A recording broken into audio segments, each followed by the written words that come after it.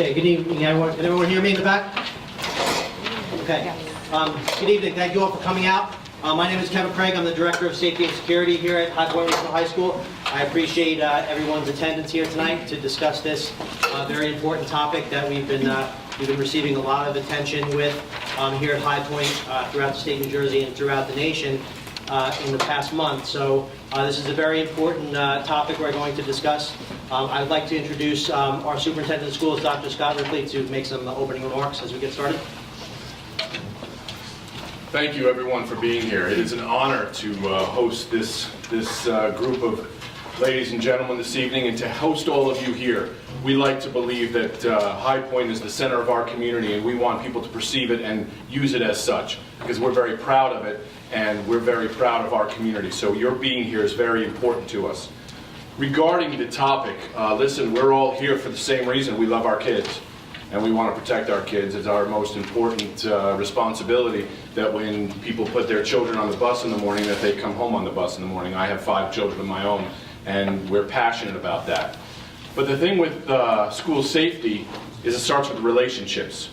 We focus on building relationships with every child and making sure that there are no children who get lost in the shuffle, and that every child meets with, sees, and has conversations and relationships with adults, because it is in such situations where people feel a sense of that community. They feel that they go to a place where people care about them and where they're loved. We talk about education, or we talk about love quite a bit, and we focus on that. And the relationships is the core of how we perceive student safety and security. And again, we want to thank you for being here. Welcome, and hopefully we have a great evening. Thank you, Mr. Gray. Thank you very much, Dr. Ripley. Before we get started with our keynote address by Prosecutor Francis Koch, I would like to ask everyone just to bow your heads in a moment of silence for the victims of the Parkland, Florida shooting.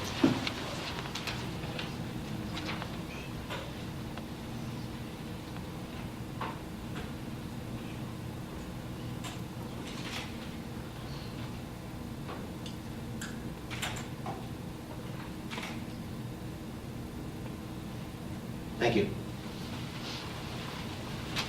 Now I'd like to introduce Prosecutor Francis Koch for our keynote address.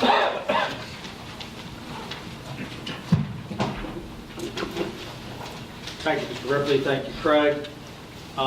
It's sort of odd how I got chosen to be the keynote speaker. The event was sort of scheduled, and then I was said, "Would you like to come?" I said, "Yes." And it was, "Would you like to say a few words?" I said, "Sure." Then I got the agenda, and I was the keynote speaker. But I want to thank you. I want to thank you for holding this event. It's exceptionally important. We have a panelist group here. We have all of you in the audience and your children. We have students. It's a phenomenal coming together to try to address an issue that faces all of us. The panel that we have, it's a virtual, what I'll call a who's who of interested parties. As I said, everyone from law enforcement to actually your school, your administration, your counselors, students. It's all part of the team that we're all working together to try to make your school safer.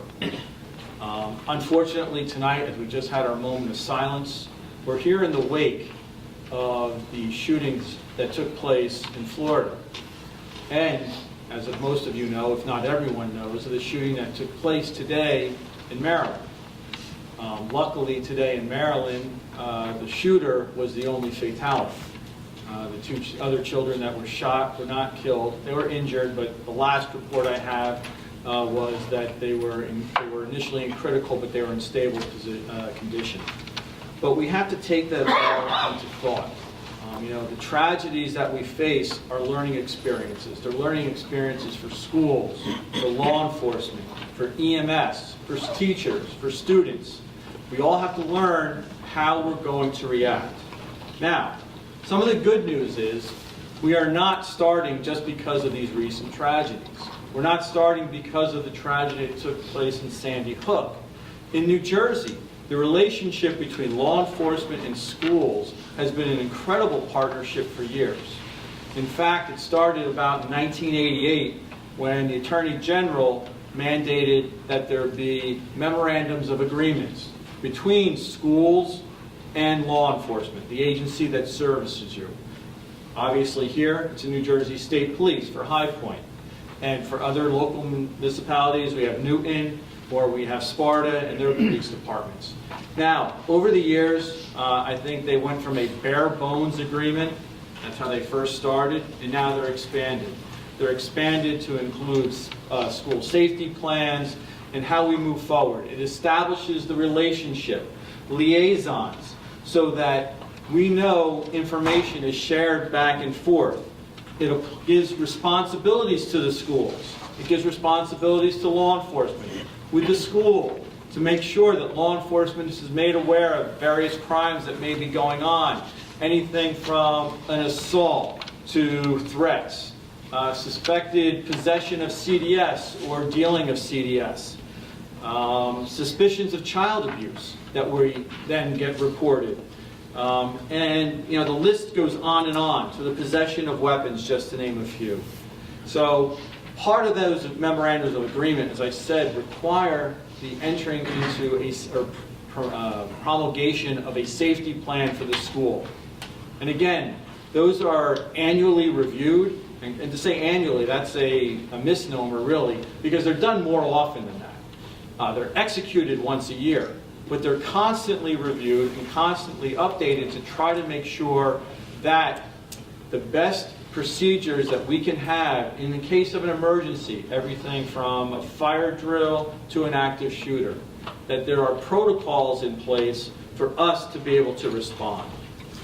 And in fact, in 2015, a meeting was set up with myself, members from the state police, and members from the Department of Education and other law enforcement officers from our county to meet with the Superintendent's Roundtable.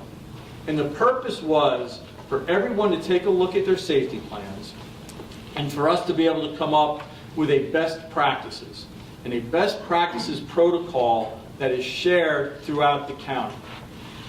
Everyone in that room gladly accepted that. Matter of fact, they were enthusiastic because they all realized in a rural county such as Sussex, it's not like you have a police department that can handle an emergency by themselves.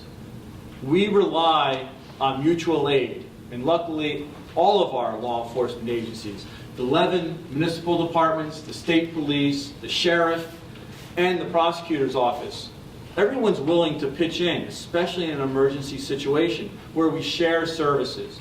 And we understand if something horrible were to happen here at High Point, it's not going to be just the state police responding. It's going to be all of the municipalities throughout and around this area are going to be coming. So what we wanted to do was come up with a best practices protocol so the language, the plans, and the protocols of how we deal with various scenarios are basically along the same floor plan or the same blueprint. Now, they all take into account that schools can amend them. There are certain things that can be changed. A lot of it has to do with the age of the children that you're teaching. What is your school? You're not going to do the exact same thing all the time with a K through 4 as you're going to be doing with a high school. It depends on your physical plan. There are certain challenges that each of the schools provide. Sussex Tech, having multiple buildings crossed by a main traffic road, is a major difference than even that High Point has. So all of those things we take those into account, those variables, but we still are able to come up with our best practices modules. To name a few of the procedures that we came up with, that we used, were protocols for lockdowns, shelter in place, evacuation, and reunification.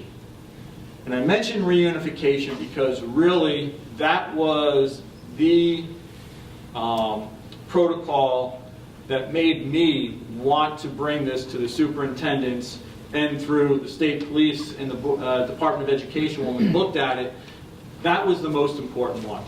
And why? Well, we learned an important lesson from Sandy Hook in Newtown, Connecticut. During that tragedy, their reunification plan was to remove their children and bring them down the street to the firehouse. a great intended plan. However, once the emergency took place, we now had the dissension of law enforcement, EMS, fire, DPW workers, and a couple of hundred parents coming down the same roads. So what happened? We had emergency gridlock. Parents who just wanted to get their children, when they got stuck in the gridlock, they stopped their cars, some left their keys in, some took their keys without, and ran towards the school or the firehouse to try to get their children, creating an incredible gridlock that was almost impossible. It made a horrible tragedy even worse. So we learned from that. What do you do in those situations? What can you do? And that's where the reunification plan came into play, where a reunification, by having all of the schools in the county taught and trained on the same procedures, if an emergency were to happen here at High Point, the reunification may take place at Lenape Valley. An emergency notice will go to the parents. It'll let you know that is where your students are being brought. They're being bused and going to that location. And they will have the exact same procedure, and it will be the Lenape Valley teachers that will be running the reunification. And the reason for that is they are not under the stress of the emergency. They weren't at the scene. They don't know what's, they don't have that connection or the trauma. So they're able to do it. And we have boxes that go, so we have the reunification plan that will be able to work no matter what school it goes to, because you bring that with you.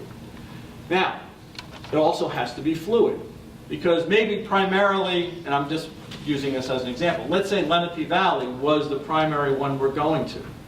Well, because of emergency situations, there's something that happens here. Well, maybe there was something in Lenape Valley that happened that day and they closed the school. Whatever, the boiler blew and no one's in school that day. Well, the emergency's happening. We have to be able to go somewhere else. We can go to Vernon, Wallkill Valley, Sparta, Sussex Tech, one of the middle schools. Any one of those schools, the teachers have been trained to do this. So that was the main reason, really why, for me, why we needed to get to the reunification plan and the best practices. As I've said, every single superintendent signed on to this, and they've all gone through it. We have our safety plans, and we've gone through on how to react depending on the emergency. Let's see, where am I? This is what happened to my son. He ran for office just recently, and he got lost in his speech. Aside from the protocols, our learning process between the schools and us, it always continues. A year ago, and continuing now, we obviously run various drills, but we ran lockdown drills in, if not almost every single school in this county. And the primary purpose behind the lockdown drill was, one, to see the preparedness of law enforcement in the school if there was an emergency. But we also learned. It was a critical way for us to be able to see what are some of the problems, where are some of the issues, what do we do in these cases. And then that information, the best part was, it wasn't just when we did one at High Point, where High Point learned what they needed to do. What we learned here was shared with the other superintendents and the other schools. So that entire year of learning became a learning for the entire county. So that was incredible. And again, they continue. We have run a small-scale reunification at a school already, and we are planning on another to do in the county. At those reunification programs or drills, we invite all the law enforcement agencies, because again, as I said, they're all going to be involved. We invite all the school administrators to come, or bring your head of security, so that this way you can learn. Again, I always tell people, a reunification or an active shooter is going to be chaos. There's no way around it. There's nothing you can do. The best thing you can do is have organized chaos. And the more we are organized, the better and the safer we'll be able to handle with your children. With the best practices protocol, Our goal in 2015 when we met, I think the meeting was in September. I think that was the first meeting that we had. The goal was to have it in effect in every school by the 2016-17 year, public schools. And I'm happy to say that was done. We're hoping next year to bring the private schools on board as well, so that they also have it. Because again, the protections are the same that we need to do. Active shooter drills. The County Police Chiefs Association, again, which every police department, all 11 municipalities that have local police departments are involved. Sheriff Strada and the sheriff are involved. The state police are involved. We're all coming together to try to work out drills with regard to an active shooter drill and learning. That will help us include not just law enforcement, not that the schools, but also EMS, DPW workers. Because DPW workers, when you think, it's something that we learned from Sandy Hook as well, we're going to need to close roads down. Best way to do that is get giant dump trucks and block roads, because that way you can't get around them. But you use those assets that we have throughout the county, and again, the county as well, using theirs. Legislation and funding. It just happened that I had meetings scheduled last week. One with the County Prosecutors Association, which I'm one of the officers of, but we met with United States Senator Cory Booker. And then also last week I met with New Jersey Senator Steve Noroho from our district.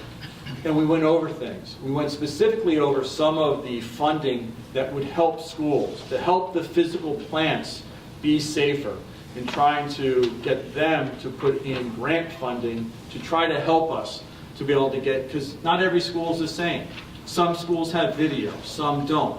Some have lockout areas when you're entering into schools, some don't. Those are things that we're trying to get uniformly in Sussex County, the state, and the country.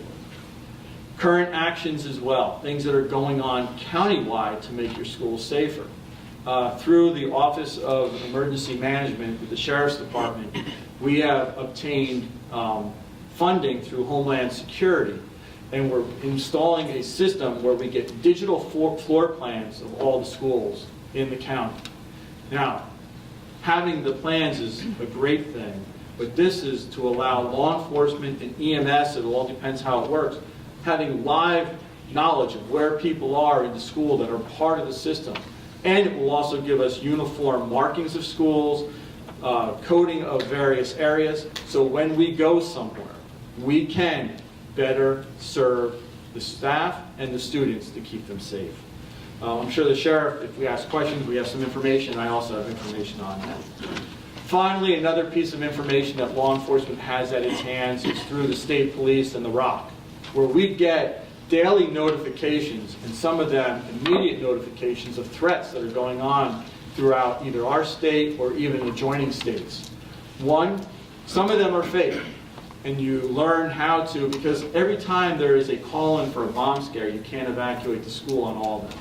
It's something that law enforcement and the school has to get together, and we take a look at the credibility of it. But if there is a real threat somewhere, well, then people may be coming to our area to avoid it, or we may be having to help them, or we learn what they did that was successful. So that's going on constantly. Again, I want to thank you for coming this evening. It's important. I really look forward to the questions, comments, and some of the dialogue that we can have tonight so that we can better serve you, your students, and that we can make a response as effective and as efficient as possible. Thank you very much.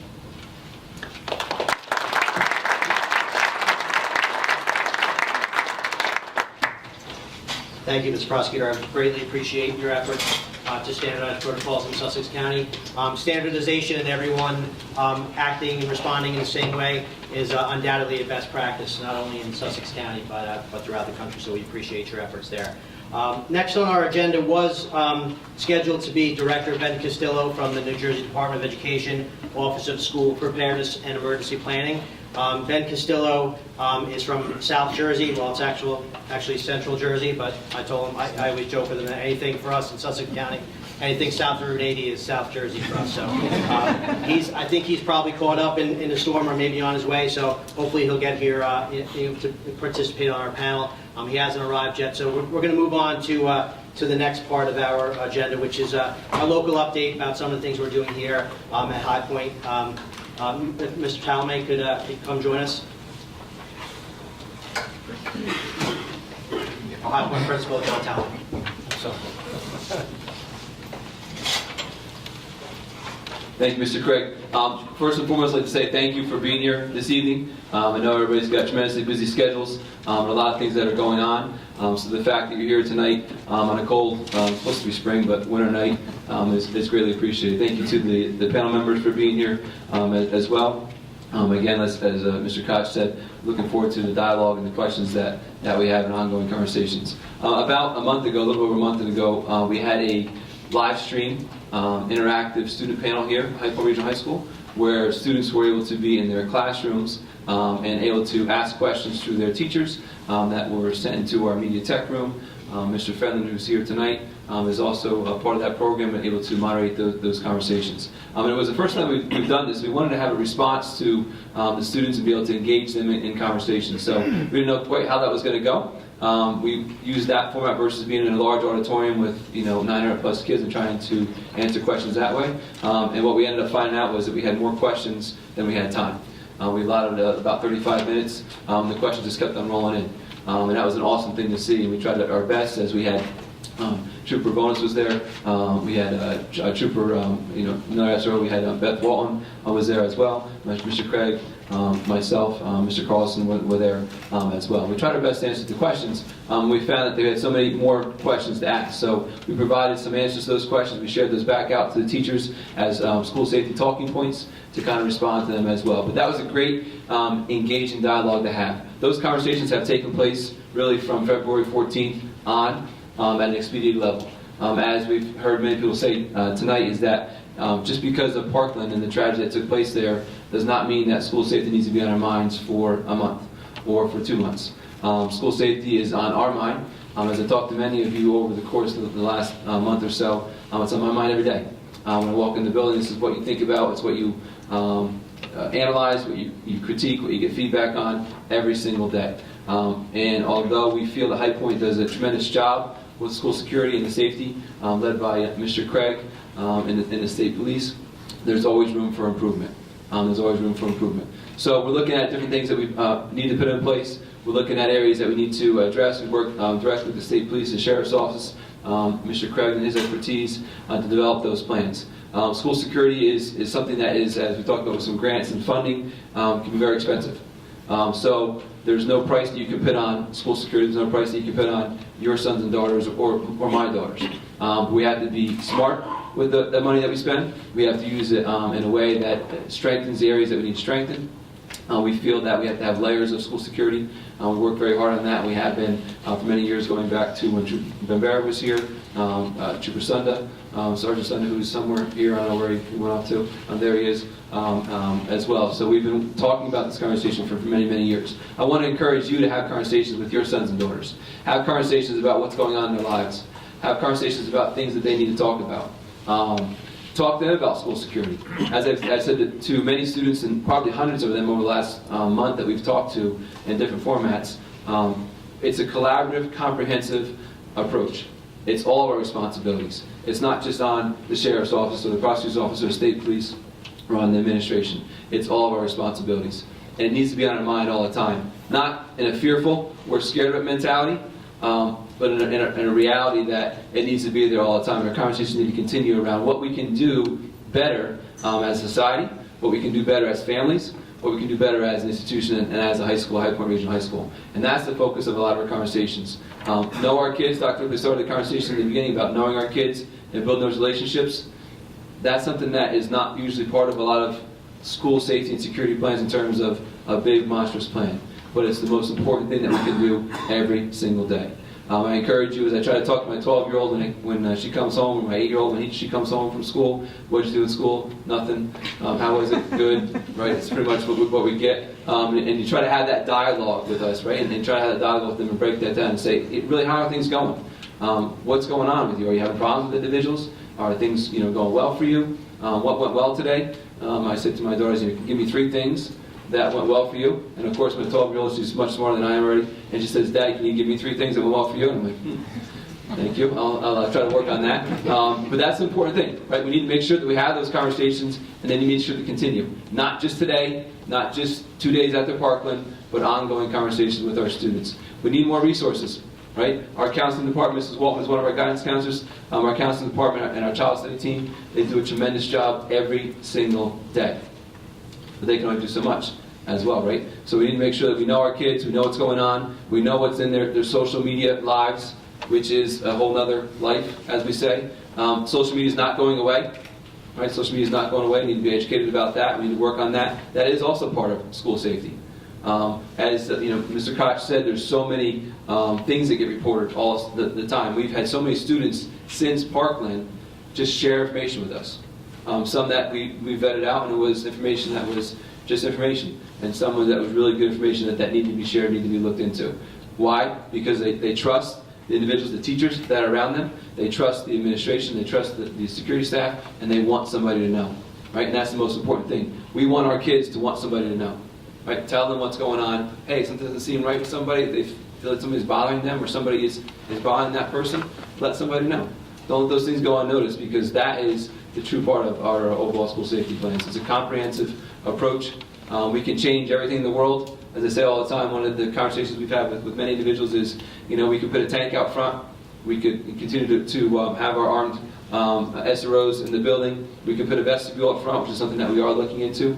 But if somebody left the door propped open in the back of the door or someplace else, it doesn't matter. We have them in front of the school. So it's a comprehensive, collaborative approach that needs to be on everybody's mind all the time. And I appreciate your support.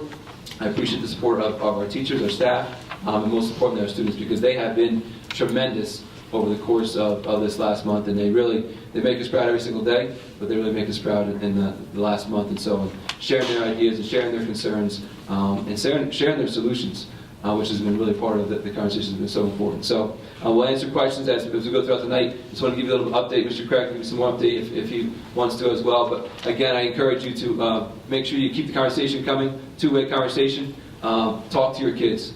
Talk to your kids every day, even if you got a pride out of them, and make sure that you know what's going on in their lives, because they know. As I sit here and see Anya, and she's going to talk a little bit later on as well, is they know what's going on in the students' lives.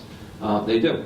And just like we talk about all these tragedies, right? We look back on Parkland or Columbine or Sandy Hook or any of the other unbelievable tragedies taking place in this country, and what do we see? Hindsight's 20/20, right? We saw this sign, we saw this sign, we saw this sign, we saw this sign.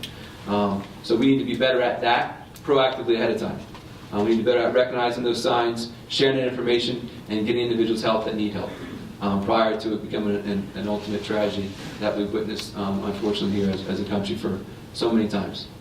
Okay, thank you for your time, thank you for your partnership, and we look forward to questions and dialogue in a little bit.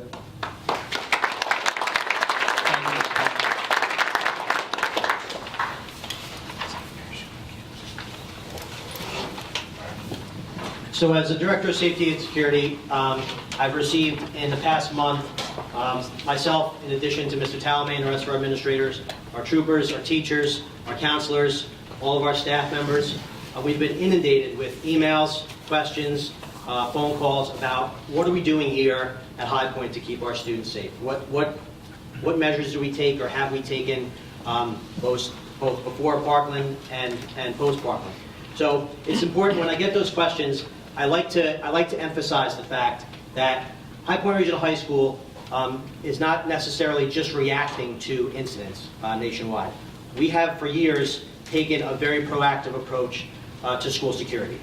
Beginning several years ago, all of the classroom locks were upgraded in order to allow teachers to lock the classrooms from inside.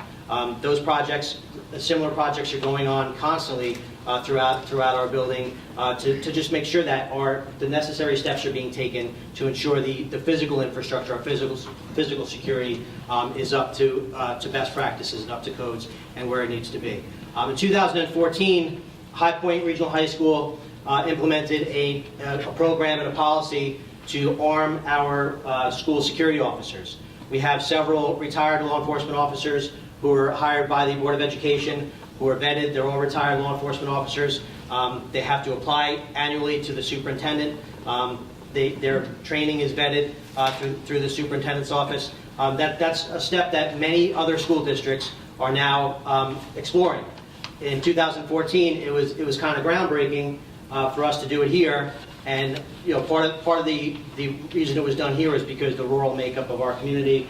Our state police partners are a very valuable resource. But being the rural community that we are, and as spread out as we are, Dr. Ripley and our school board and our administrators thought it would be best to have an armed presence on our school grounds. So we do have that here every day, and that goes back. That wasn't a reaction to any specific incident. That was a proactive approach, proactive measure that our school district decided to take several years ago in order to safeguard our students and our staff members. Vernon High School, at this very moment, is having a security forum similar to this, where they're discussing exactly that measure. So you're going to see that if you read the newspaper or you follow these incidents on the internet. You're going to see that's becoming a more and more prevalent policy that schools are doing. We've been doing it here for quite some time. In 2015, we aligned all of our security functions underneath the Office of the Director of Safety and Security. We centralized basically all of our school security functions under one person. Many schools that don't have a specific person that's in charge of security, things get parceled out. Cameras are done by one person, access control is done by another person, training is done by another person. So what we did was kind of incorporate and centralize that function under one person, the Director of Safety and Security. In doing so, we also embarked on a comprehensive paradigm to incorporate our security staff into our restorative practices initiative that we're doing to reduce suspensions, to establish relationships with the students in our school. And we wanted not only our teachers to do that, or administrators to do that, we also wanted our security staff to do that, because as Dr. Ripley mentioned early on, it's all about relationships. So we didn't want our armed retired police officers just to be armed guards at the door. We wanted them to be engaged with the student population. We wanted them to be approachable. We wanted them to be an integral part of the school community, which is what we did. So by centralizing it in a way, we actually decentralized security to make it everyone's responsibility. Not only is it our security officers' responsibility, it's also our teachers. It's also our maintenance people. It's also administrators. And it's also our students. We like to empower our students to come to us and report things that are security concerns. So we do have a comprehensive security program here that's not a reactive reaction to a specific incident. We live and breathe this stuff every day to make sure that your kids are safe when they come to us, and that we send them home safely to you at the end of the day. So in addition to those things, we've completely revised and updated all of our school safety and security plans. We've increased the number of cameras and the quality of the cameras that we have in the building, and we continue to do these things on a regular basis. We also recently signed a memorandum of understanding to share our live camera feed with our state police partners. So if they have to respond to an incident in the school, they can see live what's going on in the school building. All of our cameras they have access to. So that's not only going to help their response, but it's going to keep them safe and be able to respond faster to where the incident is happening in the school building. So that's another thing that we're very proud of. We also have, as Prosecutor Koch mentioned, we've completed our parent reunification plan in accordance with the countywide plan that they've implemented and that the superintendents have agreed to embark on. We're now prepared to accept any school in Sussex County. We're one of the larger buildings in Sussex County, so where some elementary schools and middle schools throughout the county may not be able to accept our 900 plus students, we're large enough and we have the staff that we can accept any school in Sussex County. We're very proud to be able to partner with the other Sussex County schools to offer our resources here as a reunification point if they have an emergency. So I know everyone's wondering now, so what have you done for me lately, right? So what have you done since Parkland? So we have done things since Parkland, because even though we don't like to say we're reacting to things, we do every time there's an incident, whether it's something as significant as Parkland, or it's something as minor as a potential fight or a dating violence issue or something that goes on a day-to-day basis. We constantly look at our policies and procedures and the way we react and respond, and how can we do things better. So some of the things that we've done post-Parkland, so to speak, is we send out reminders to all of our staff members, reiterating our policies about wearing staff IDs, not propping doors, having ongoing dialogue with our staff members so everybody is fully aware of how to respond in an emergency. So it's really, really important that if you kind of let things go and you don't reiterate these things on a regular basis, if you don't use it, you lose it, right? So we want to keep that fresh in everyone's mind. So we did that post-Parkland. We reviewed all of our procedures and reminded our staff members and our students about those important things like not propping doors. We've increased our security staff after school hours. And we've also implemented a new procedure at the beginning of the school day, what time we unlock and lock the doors. And those entrances are limited and they're supervised by security staff members in the morning. Just gives us another visual screening when students and staff members are coming into the building. We've enhanced that a bit.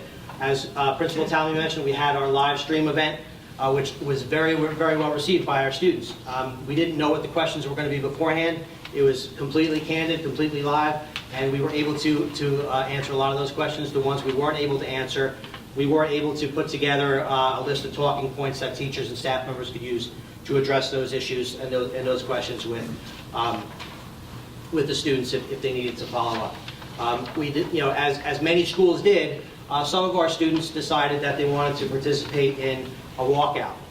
So our administrators worked very closely, had a lot of communications with our student body about what exactly that was going to mean for our High Point students, what the goal was, what they wanted to do, and how that was going to be managed. While we certainly wanted to empower our students to have a voice, we also did have to deal with the security concerns that come with 900 students walking out of the building at a designated time of day, all at the same time. And whether or not everyone agrees with it, from my perspective as a Director of Safety and Security, and certainly from Mr. Talmay's and the administrator's perspective, that was a safety concern. So we figured out ways to communicate with our student body and to figure out a way that could be done to empower our students to have a voice that they felt was effective, and we could still provide a safe environment for them to do that. So that was something else that was student-driven, but we did have the obligation to manage that to provide for the utmost safety and security. In addition, we're recently partnered with a company called Share 911, which we're having some training on that. Hopefully tomorrow, if the snow holds out. If not tomorrow, next week for all of our staff members. It's another software-based program that we can share real-time information with all of our staff during an emergency. So you may hear more on that from your students. We also have an application, anonymous reporting application called Stop It. We've had it for about a year and a half. Primarily, it was used for reporting bullying incidents. It was significantly underutilized. We had maybe 4 or 5 reports in the first 18 months that we had it. It's a free app that we get. It's free for us. Our insurance carrier pays for it because of the value it brings to our school in giving our staff members and our students the ability to report things anonymously. But because it was so underutilized, we discussed the fact that why don't we expand this? In incidents like Parkland and just about every other school shooting that you read about in the media, there's warning signs. Someone knew something. There was a social media post. There was warning signs all over that if someone had just said something, if someone had reported it, maybe more could have been done.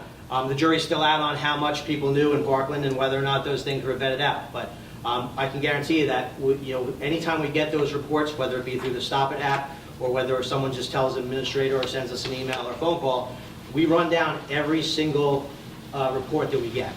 And our position is we'd rather do that 1,000 times and have it be nothing than have that one thing slip through the cracks that we didn't address and do that. So we expanded, we let all of our students know that now you can use this Stop It app not only for reporting bullying, harassment, intimidation, bullying, but also to report any security concern.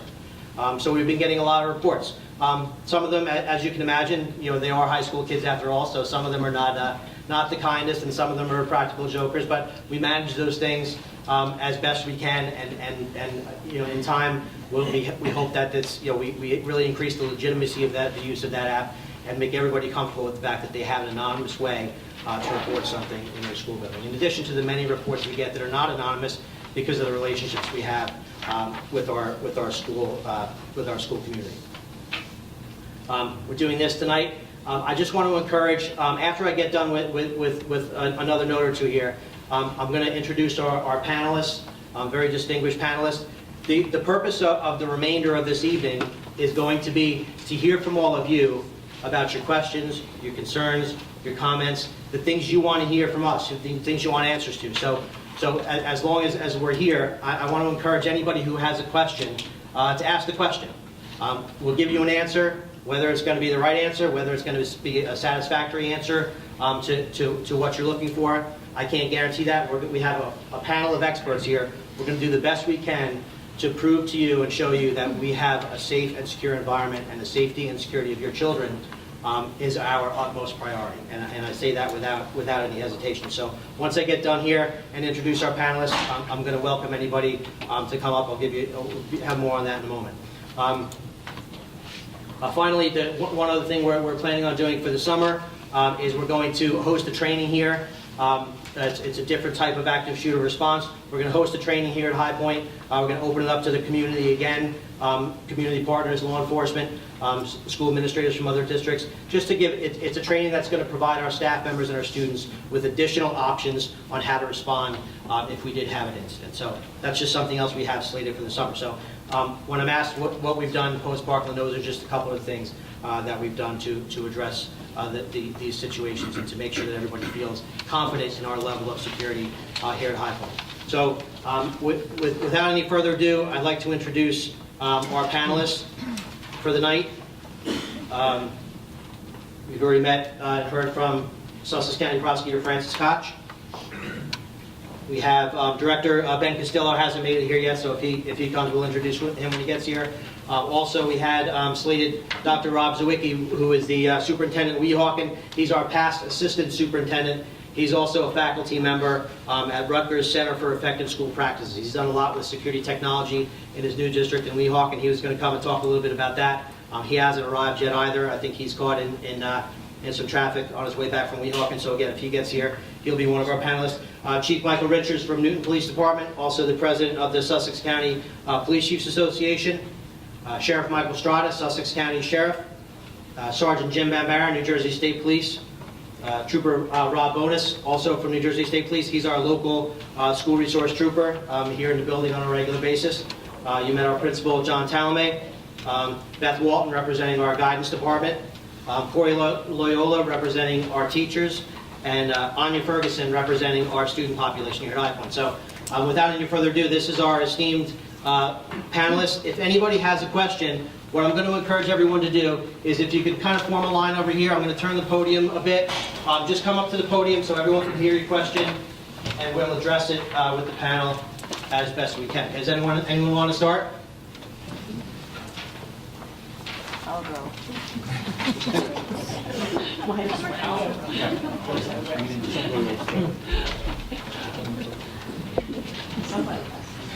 Exactly. Exactly. Exactly, so I'll start. Do I have to speak in the microphone, I guess?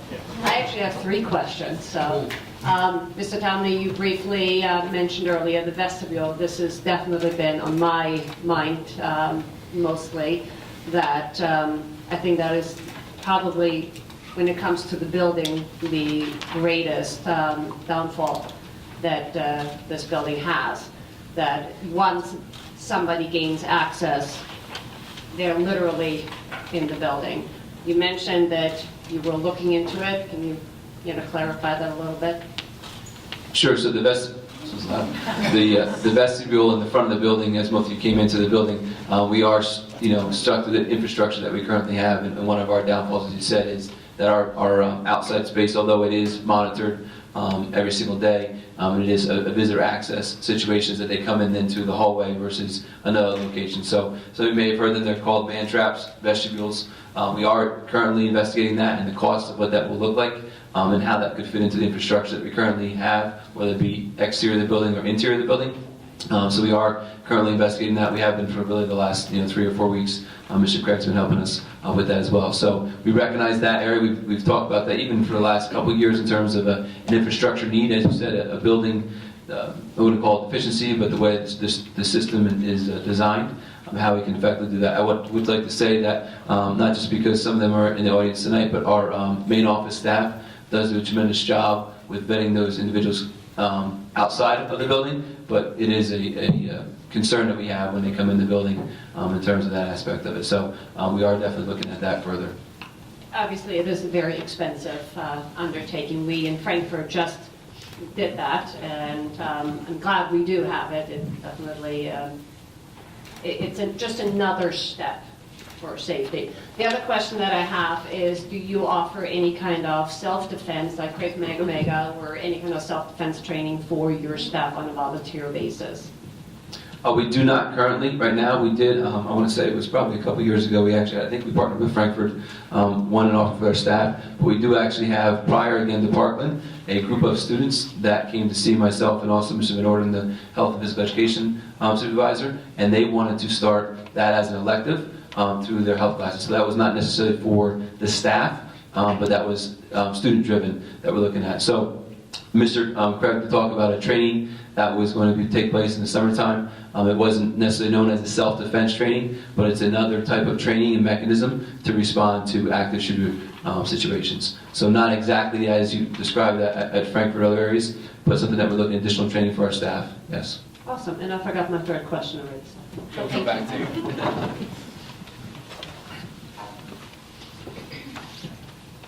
Dan's way. Before the next question, just to address that vestibule issue, I've also prepared a grant proposal to try and generate some funds, and the proposal is geared towards the creation of a security vestibule. So we'll have to see. It's a competitive grant, so it's going to be submitted by the end of the week, so we'll see. Hopefully we'll be fortunate enough to do that, but if not, we'll look to other resources.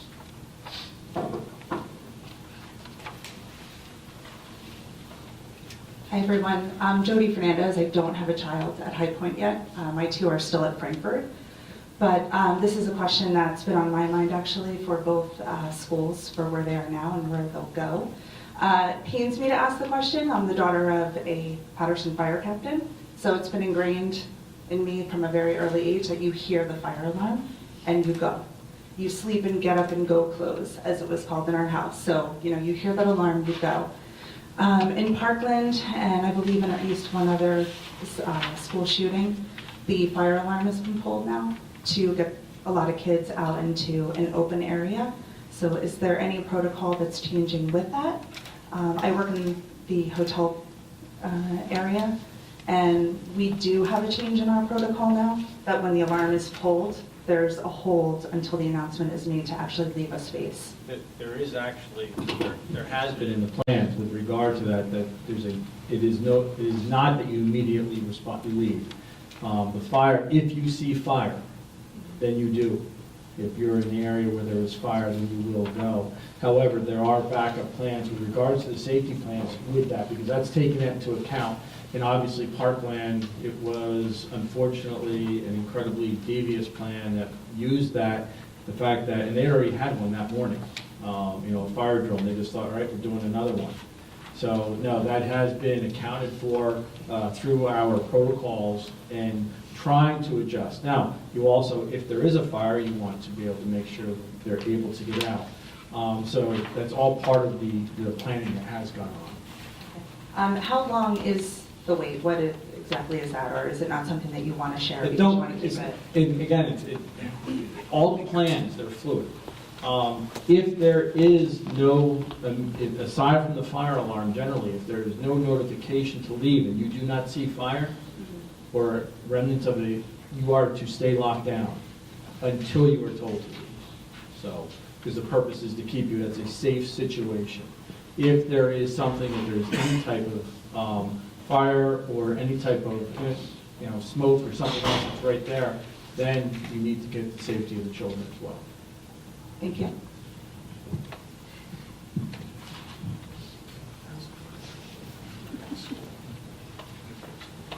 All right, who's next?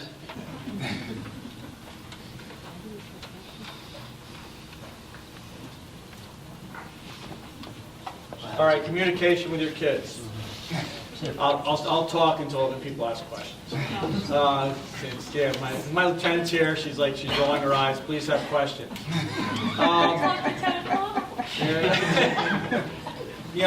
It's exceptionally important, and this goes along with some of the other discussions that we have when we talk about either social media and what your children are doing, potentially controlled dangerous substances, knowing what's going on.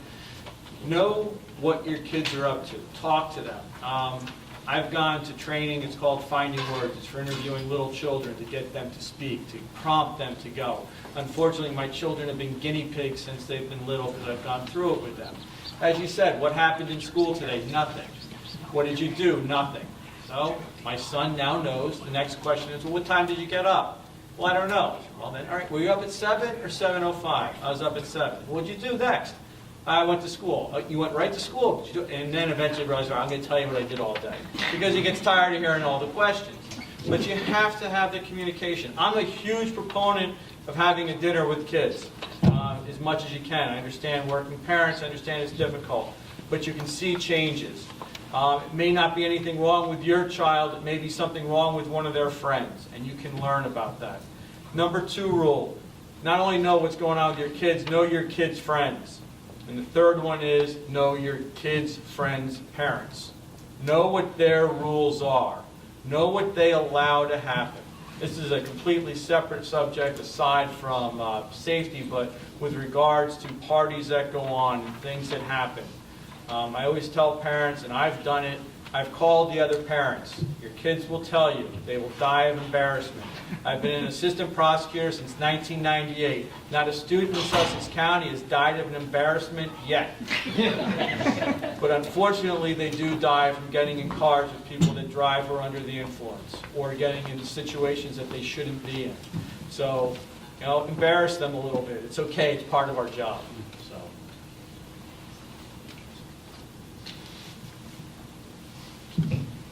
Hi. First, a comment. Really appreciate you guys putting this together. And I really appreciate all the efforts and all the efforts that you guys have planned and been doing. It's a huge deal to me. Last comment is I'm absolutely terrified of this. Absolutely 100% terrified because I can't do much about it. So my thought is I can try everything. And a lot of the ideas that you guys are putting forth, if I could write a check and make magic happen, that'd be great. So I appreciate the forum and a couple.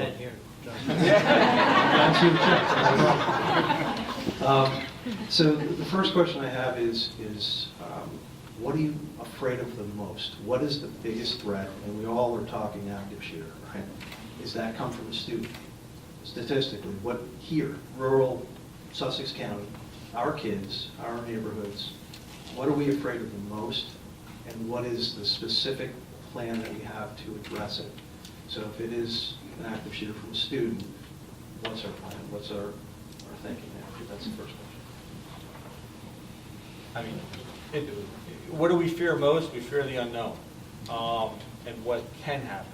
With regard to a student, again, the security measures that are going into place and watching students, how they come in and out of the school, having the doors locked beforehand, being able to view it. The communication that's now going on, and I do think this is a huge change between administration, the staff, and students with regard to problems.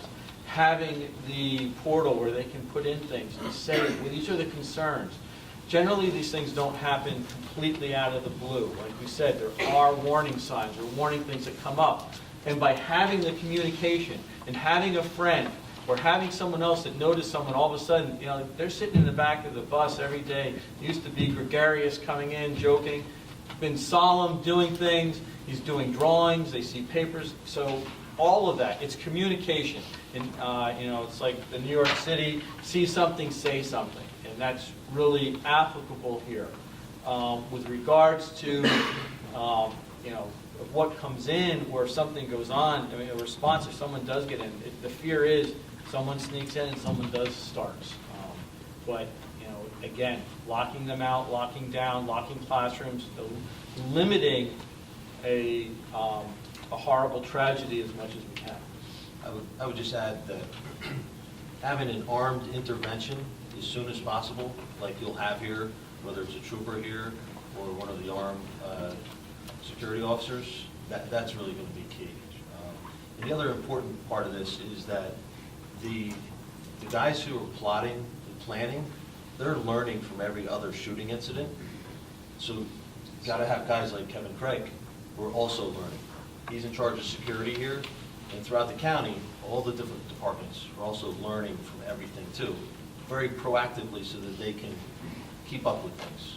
So, and I think as long as parents maintain the pressure, the concern like you have, so that we can keep supporting the efforts of those like Kevin Craig here at High Point, so that that proactive approach to learning will also help to deter and prevent and have the best response if there is a situation. And generally, the people that do these shootings, they want, and if you read their blogs, they want to be known as the person that got the most, right? They want to be the person that's going to go down in history. And having armed security guards, if nothing else, is the deterrent for that. Because they won't be, because the one in Maryland that happened today, all right? I mean, I don't know his name. I don't really care to know his name. And it was taken down. Unfortunately, 2 people were injured. However, it was limited greatly. And I think that is a great step that has been taken forward. And again, that's up to each school board. They have to make those decisions. They have to look into what to do. But I think it's a huge deterrent just right up front for that happening. Yeah, and just, I wanted to add something too. We're in a lot of the schools in the county, and we work a lot with the state police. And, what I fear most is like this lone wolf individual that maybe not belong to the school that's going to come into one of our elementary schools, where there's no security. So, I think Kevin's done a phenomenal job here of enhancing the security at this school. I wish every school would do this. Because again, these individuals are looking for what's called a soft target. So what's going to be an easy target? Like the prosecutor said, it's about, they want to come in and they want to kill as many kids as possible. Well, they're not going to pick a school, like High Point, because they know when they come in the door, they're going to be facing individuals. There's going to be obstacles there. So you've really taken a proactive approach here. And I think it's phenomenal, and I wish other schools would take the same approach that High Point does, because I think your school board and your individuals that you have work here are really doing a phenomenal job to protect your children. And I hope this spreads throughout the county, because that's really what we need to do. We really need to put armed individuals in the school, retired officers that can engage these individuals. Can I ask a follow-up to that? What is the position of the panel on arming teachers? Has there been I don't discussion think about that is necessary. To be honest with you, I think primarily teachers need to worry about protecting the safety of the students as it's going on. I think the greatest benefit of teachers having known that they have weapons is the deterrent that no one goes in. I honestly don't think, except for an exceptionally rare teacher who maybe is prior military, prior law enforcement, that has the specific training with the weapon. The training with the weapon, even law enforcement officers, as much as they receive, it is dangerous for them to a degree, right? But if you have someone, it's not, that gun is not a natural appendage to them. They're not used to doing it. They're not used to pulling it or firing it. Not used to looking at everything behind. What is, the old hunter, know your target and beyond. Well, you have to know everything. Before I fire that weapon, and police have to do that. They scan, they know what's going on. That's all going through their head. It's second nature to them. It would not be second nature to a teacher. So that's my concern. And also, to reiterate, I feel that students would not feel safe at all having every teacher in the building armed. I know students that feel very strongly about gun laws from both sides, and I feel that forcing every teacher, even if they have training to hold a weapon, would not be wise in any way. I don't feel that every teacher could maintain that properly. And I think that it would be a fear in the student body that some students may take advantage of some teachers if they knew that was in place. What do you mean? Like, to take the weapon away from them, or or something like that if every teacher were to have a weapon. You know, there are all different kinds of teachers. There are smaller teachers physically that may not be able to physically take on some students. If someone wished to harm the student body and take that weapon away from them, I don't think that it would be safe at all. And I have talked to many students personally that I know agree with me in that way. It's the top of that. That's come up a lot, Josh, obviously, nationally and also, here locally. And talking to, Corey and other teachers, throughout the building. And my response to what Mr. Koch said too is that I want my teachers teaching, and I want my teachers knowing the kids. I don't want my teachers worrying about, if they're armed and if they're certified and if they can hit a target and those things. That's what these individuals are for, and that's what Mr. Craig and the other SROs are for. So I want my teachers teaching and focusing on education. And I want them to know our students and know our student body, because that's the best, in my opinion, the best weapon to be proactive against something like this. I appreciate that. The only comment I had to that was, I think what you're all saying is that obviously prevention is the best way. And listening to the kids, monitoring social media, I think you guys are doing a great job. And the vestibule room is phenomenal. Yeah, but if you have the rest of the school locked, generally that's where they're coming in. Generally, that's how they've come in. And if they get in, and then once they lock you in, you can't exit either. The whole idea. And those extra minutes, those extra couple of minutes is all you need for law enforcement, even if they're not here at that time, to be able to respond and to save lives. So, is there a staffing plan to increase the number of officers or armed SROs or security? that I don't know. Okay. We are working on a plan to revise our current policy allows for our full-time security staff members to carry firearms. I'm working with Dr. Ripley and our school board to consider a policy that would allow our part-timers also to carry, which would increase the number of armed security officers we have, both during school hours and after school events. Thank you very much. Thanks for the question. Yep, thank you. So I see Mr. Walton back there contemplating Mrs. Walton having a weapon, and he's like, Got that right. So before we take the next question, our law enforcement weighed in on our biggest fear and kind of how we handle it. Can we hear from our counselors, our teachers, and our students maybe about what your biggest fears are and how you propose we handle it, or how we do handle it?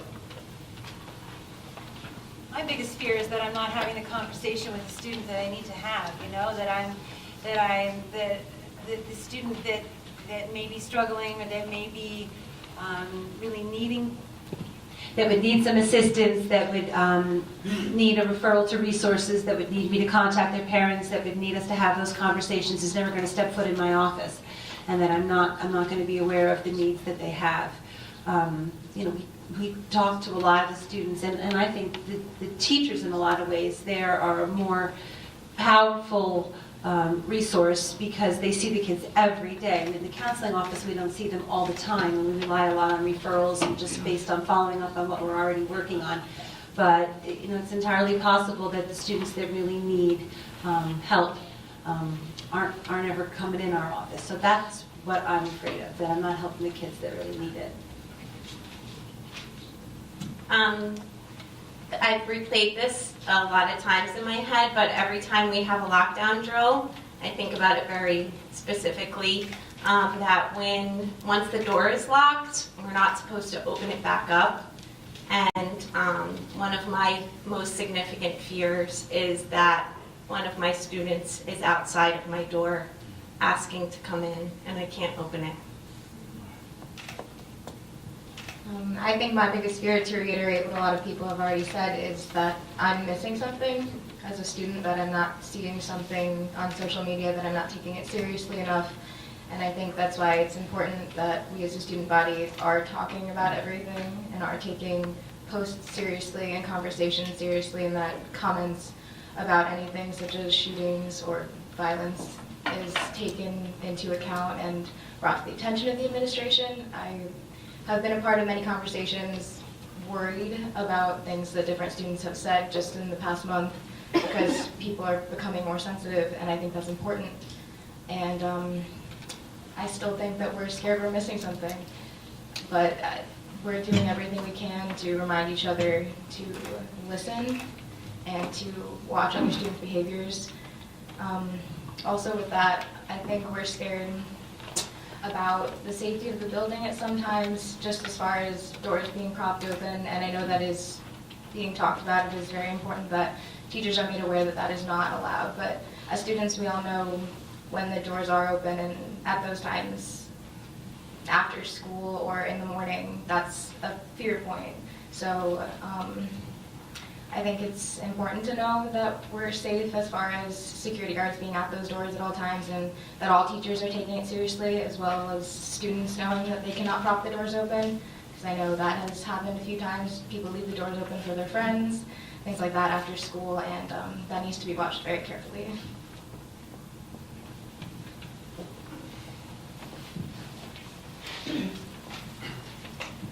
Hi. I just want to say, I'm one of those parents that sent you an email the next day, and that you called me back and emailed me back immediately, and I appreciated that.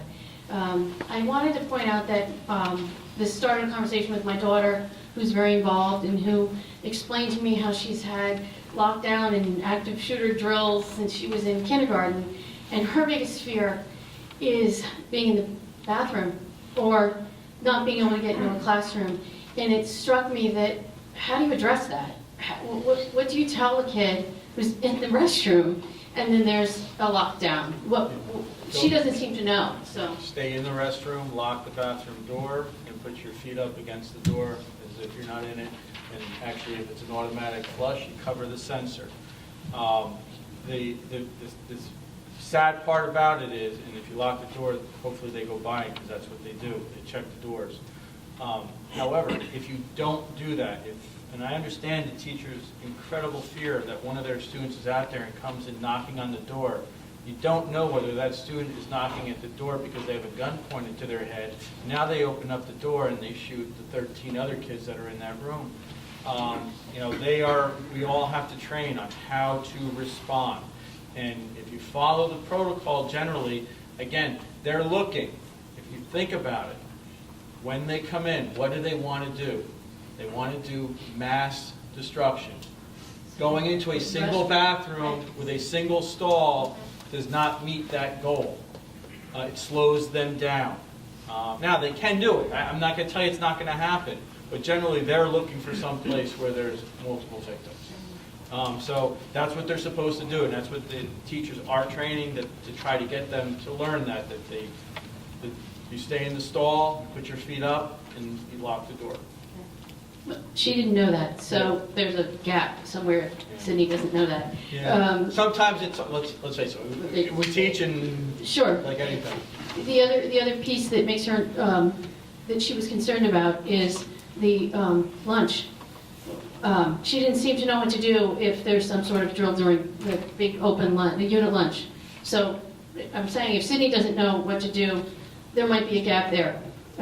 And so what is she supposed to do? So we did, this is our second year of what we call unit lunch. For those of you who aren't familiar with what unit lunch is, last year we went to what's called the block schedule at High Point. So all of our students are at lunch at the same time. Prior years we had 3 different lunch periods, everyone ate in the cafeteria. Now during unit lunch, basically everyone's at lunch at the same time. Kids eat in different areas, 2 cafeterias on either side of the building. They have a rec area in the gym, so it's basically like, for all intents and purposes, it's an open campus inside the building. No one's allowed to leave the building, but inside the building, it's an open campus. So we did do a unit lunch active shooter drill in November. So we put out all of the protocols to all of the staff and all of the students. We have safe areas that students are going to go to, and I'm being a little bit cryptic here on purpose because we don't want to display or put out our security plans in public, because then that's the same thing as giving the other team your playbook, right? So we do have those plans in place. We do have areas that are designated for students to go. The difficulty is, and you bring up a very, very valid point, which is why we're hosting this training in the summer, because the training we're hosting in the summer is considered what's called an options-based approach to active shooter.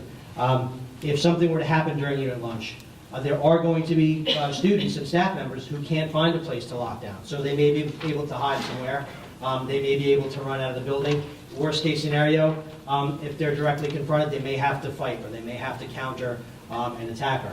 No one wants to think about it. No one wants to say, that that's a possibility. But the unfortunate reality is that it is. So what we're hosting this training, Train the Trainer program, to train some of our staff members and other staff members who want to avail themselves of the training in the county, to provide an options-based approach to empower our staff members and our students to do more than just hunker down and say, I don't know what to do. Okay, so we are working on different responses. We're going to train our staff members. We're going to train our students to engage in those different responses. So we don't want anybody to feel helpless in the building. We want everyone to know what to do in an emergency, and we want everyone to feel empowered to do whatever they have to do to secure their safety. So that we did have a unit lunch drill, and the protocols were advertised, and everyone was made aware. So if your student isn't sure, they can come and see me. They can ask an administrator or staff member, and we'll reiterate those responses. And that drill, just for the record, that drill was announced ahead of time, because sometimes when you have these active shooter drills, they do create a lot of stress and anxiety. So being that it was our first one during unit lunch, we announced it to our staff members and to our students, so there were no surprises. We didn't want to have anyone, texting or calling mom and dad in a panic that the school's in lockdown. So we announced it to everyone ahead of time, so they would be aware of where they should go, what the areas were, and how to respond. Thank you. Thank you.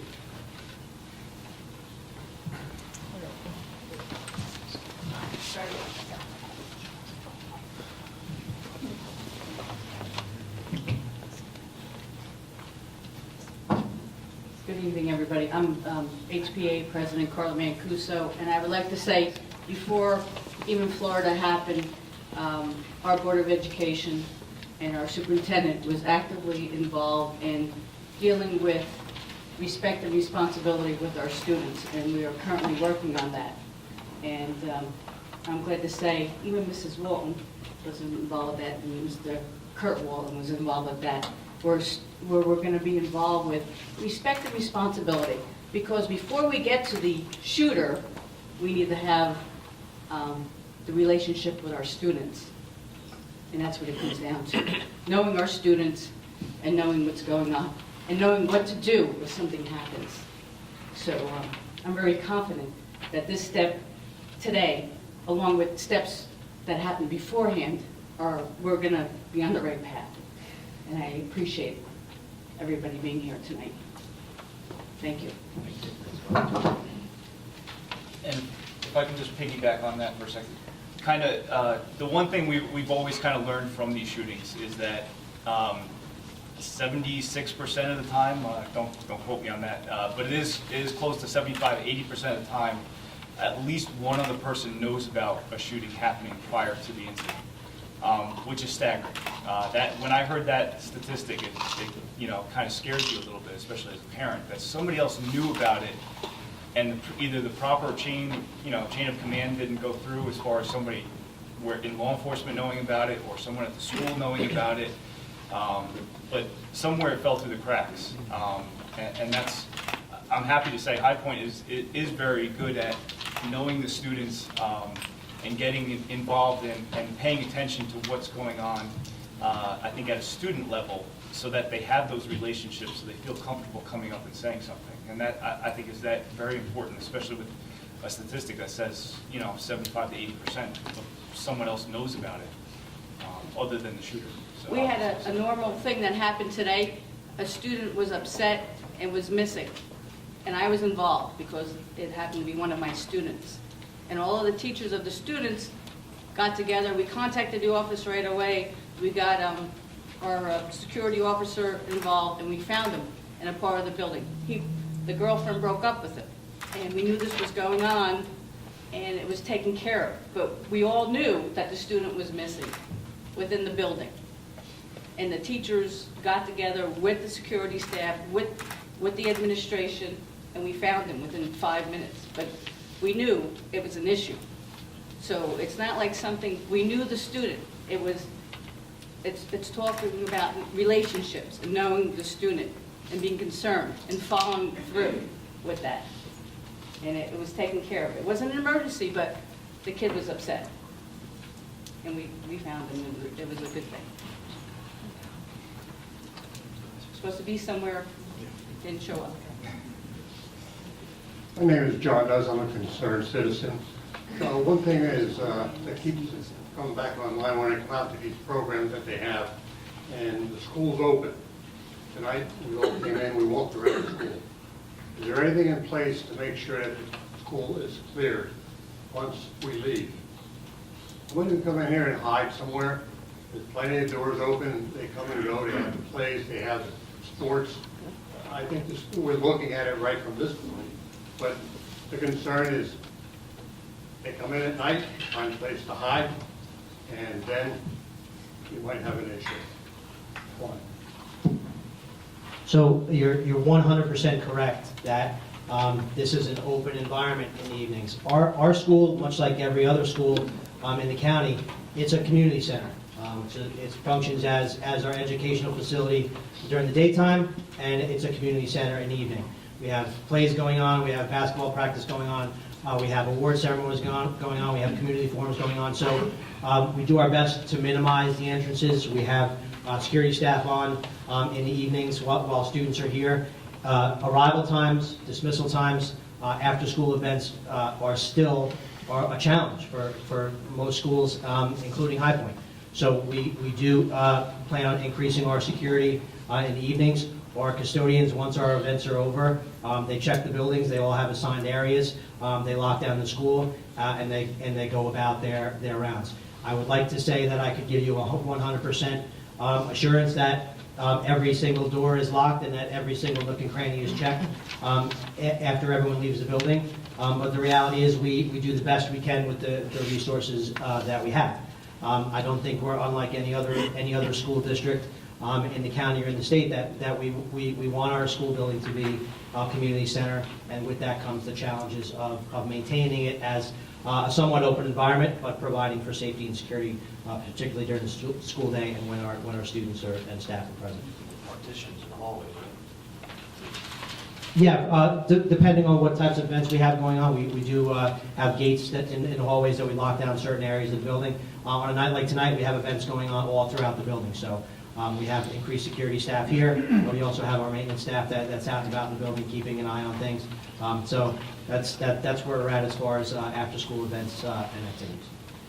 Another thing, just unfortunately what's happened down in Texas now puts another twist. They're not using guns. So that's something else that has to be looked at. And again, with the school open at night, something to be brought in, left, nobody's even around. So I think there's got to be something done as far as cameras, and somebody has to be looking. Because it's an open area. If you're going to lock it down, lock it down. Thank you.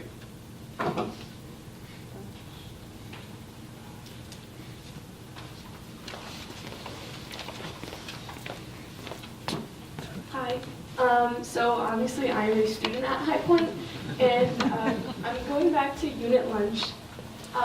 When we did the drill in November, whenever it was, I noticed that all of the students knew about it, and I think it's good that it was advertised, because since it was the first one, it would have been very scary if we didn't know about it, because we wouldn't know whether it was a drill or not.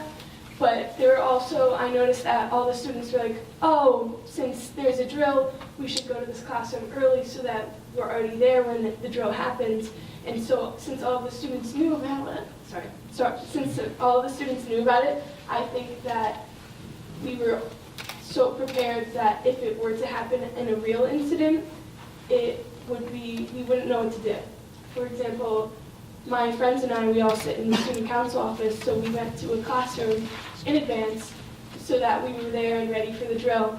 But if this were to happen on a real basis, I think that we wouldn't know what to do, like we wouldn't be prepared. And so I think if we have another drill during unit lunch, if it was less advertised, maybe not now, obviously, because of what the event's happening, but if it were to be later in the future, if it was less advertised, it would be more real, and students would have that experience. So future drills will not be advertised. They will not be announced. We are scheduling sometime when the weather gets a little bit warmer and we have less snow, if that ever happens here in beautiful Sussex County. So we're going to plan a unit lunch evacuation drill at some point. That one likely will be announced as well because it's, again, going to be the first time. Moving into next year, future drills will not be announced. So again, the whole point of the first drill was to get students thinking. We told them in advance so students were thinking, where am I going to go? And that's what we want students and staff members to be doing. Where am I going to go? If I have an emergency now, where am I going to go? And that was the point. So you're 100% right. Sense of urgency is one of our issues with all of our drills because in the state of New Jersey, we do more drills than any other state in the country. We do a fire drill every month, and we do a security drill every month. Security drills vary in type and duration, but students know and staff members know that we're going to have a fire drill. If it's the last week of March and we haven't done a fire drill or a security drill yet, they know they're getting 2 in a week, so everyone's gearing up to what period it's going to be. And I'm going to get yelled at if I use the same period 2 months in a row because it's impacting instructional time. So we do have to work on our sense of urgency. Last year we stopped using the word drill when we announced our drills. That was a long-standing practice that we had.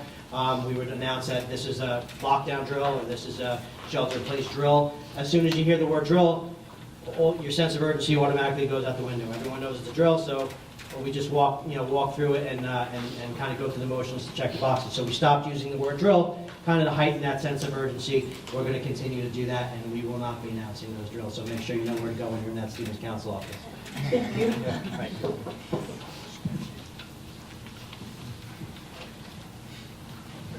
Anyone else?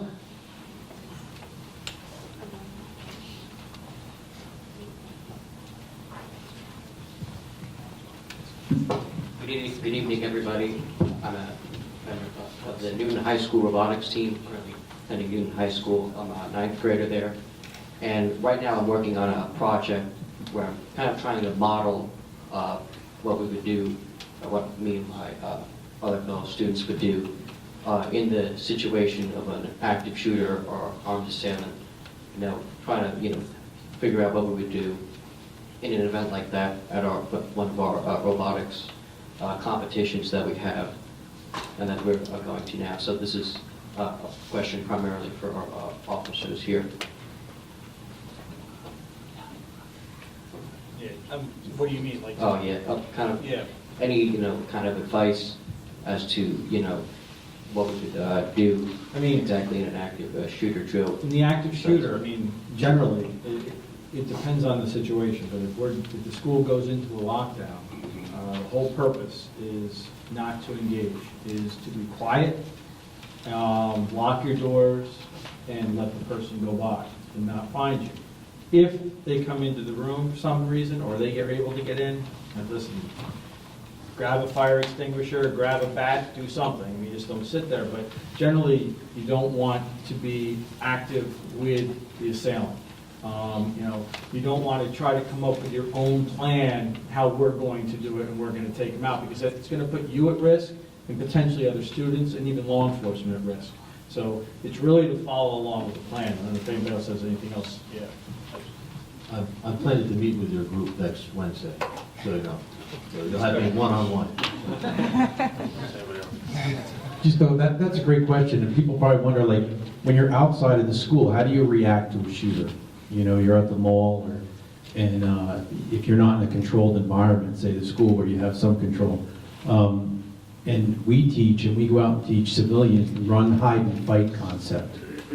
Run and keep running, and hide, and worst case scenario, if you have to engage this individual, it's life or death, so you're going to have to fight.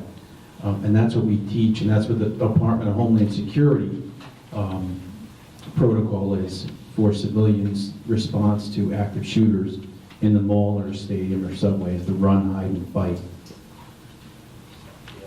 But the school, again, just as the sheriff said, though, this is a controlled atmosphere. It's a controlled setting where you're in some place where we can have in a mall you can't. You have no idea, so that's why it's a difference. Okay, thanks. Yeah, thank you very much for answering my question and again being here tonight. Yep, thank you.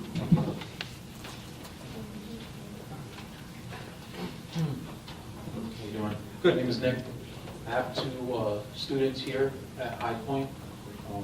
I appreciate you guys putting this together and giving us the opportunity to ask you questions.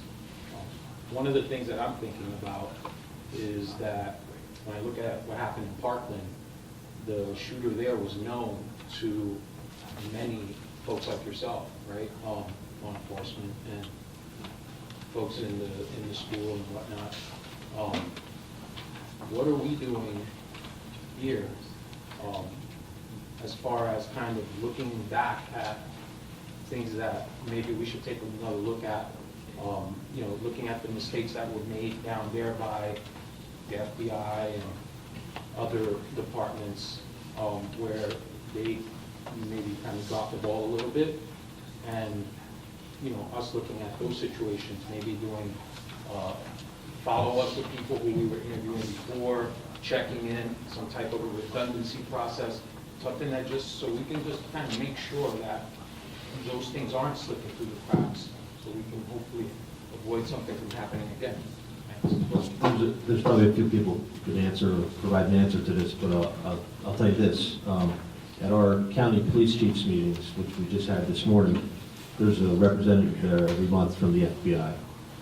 He assured us just this morning that they will be forwarding, they have an answering center for their tip line in, I think it was West Virginia, and they're getting all tips, and they'll be contacting all the police departments or the state police, whatever jurisdiction it is. So he assured us that that's going to be happening.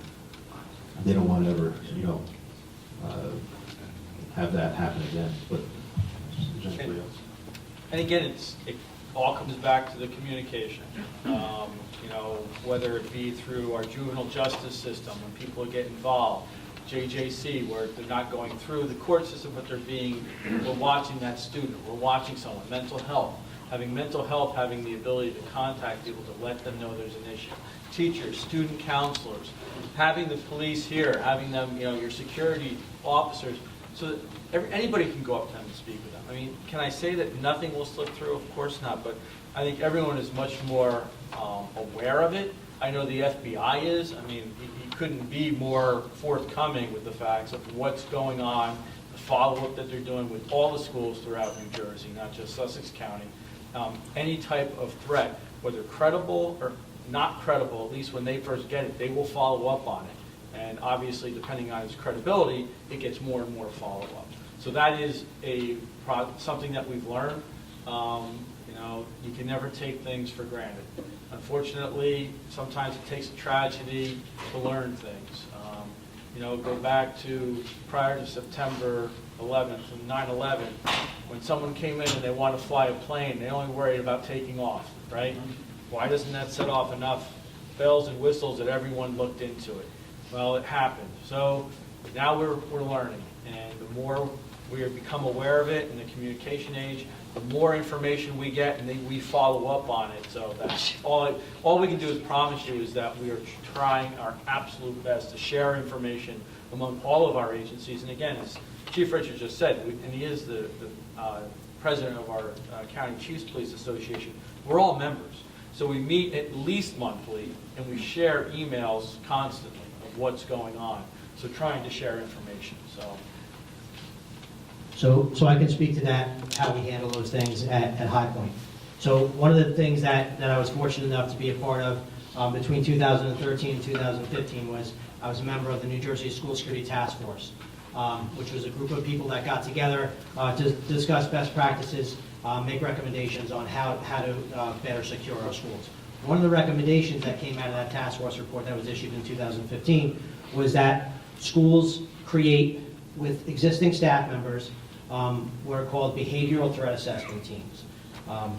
Law enforcement partners, security, school administrators, teachers, counselors, psychologists, to share information when you get a threat, when you have a kid that's on your radar, like the individual in Parkland who's has repeated contact with multiple different staff members, get together and discuss the behaviors that student or that person is engaging in. Because what we find is that when we look back at these incidents, whether it be Parkland or Newtown, or even back to Columbine in the late 90s, all those warning signs were there. People had different pieces of the puzzle, they just didn't put them together. So what we have in place here at High Point, it's not new, it's been in place for some time.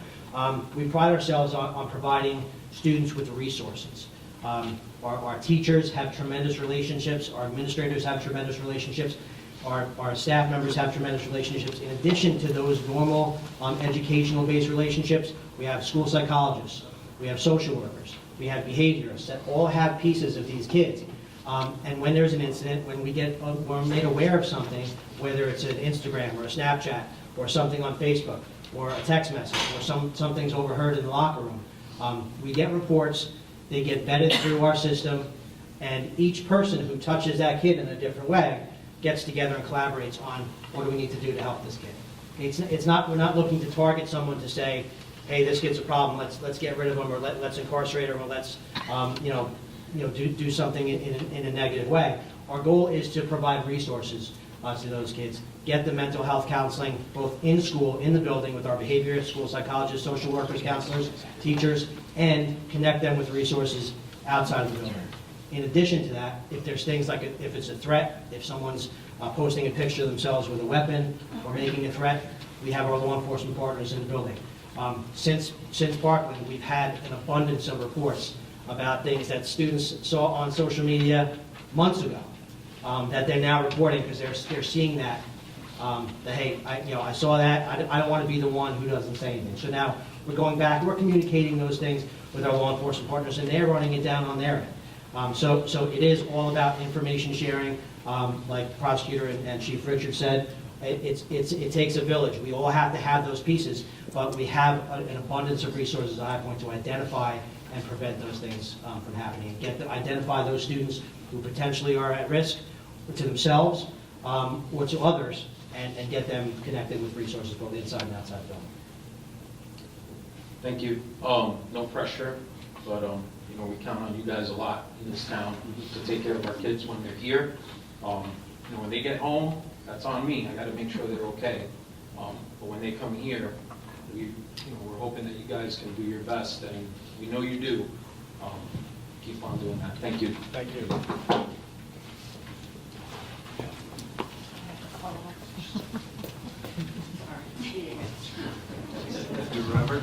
Sorry, it's me again, and yes, I Number remember. 3. Question 3. Finally. One, you mentioned earlier that we have increased cameras and video. Who monitors the cameras during the day? The cameras are not monitored constantly.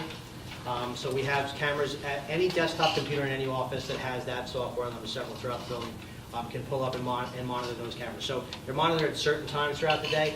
We rely more on our physical security staff, physical supervision in the building than we do on cameras. Cameras, in most cases, are more reactive security measures than they are proactive. I would much rather have a competently trained staff member walking around my building, establishing relationships with kids, and sitting behind a desk watching a camera waiting for something to happen. So we don't sit there all day and actively monitor the cameras. We use them for investigations. We use them to look into some trouble spots from time to time. And at those points where we are in the security office, we have about a 40-inch monitor in the security office that has those cameras on it. So we do from time to time monitor them, but they're not constantly monitored.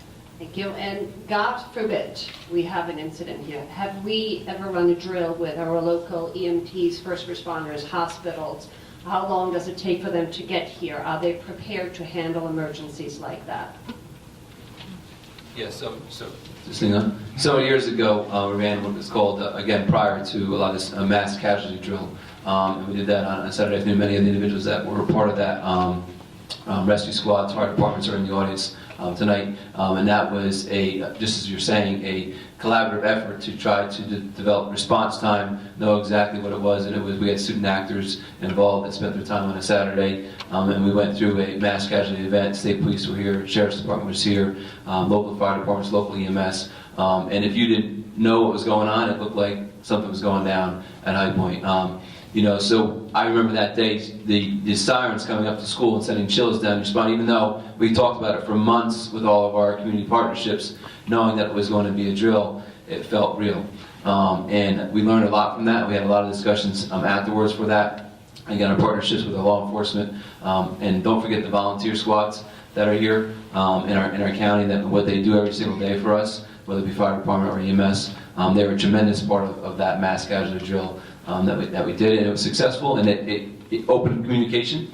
It opened things that we need to respond to betterly, and I think that those are things that they continue to drill on moving forward. I know we are in discussions for probably doing that again. Again, not as a response to necessarily Parkland, but just something that's good practice to do on a regularly occurring basis. Thank you. We also share our emergency plans with our police, our fire, EMS, and our local emergency management office, and we meet at least annually with them to review those plans and discuss changes, discuss best practices, discuss where we need to go if we need to make any changes. And we also invite our emergency services, police, fire, EMS, OEM, to observe our drills from time to time. So typically, our troopers are in the building, our sheriff's officers visit and help us out with those drills from time to time. So they're actively involved in what we're doing to respond to emergencies in a number of different ways.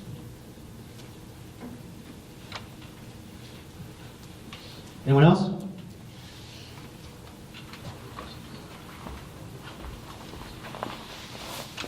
You all thought you were done. I'm not going to yell at you. Yeah, thanks. I just have one question.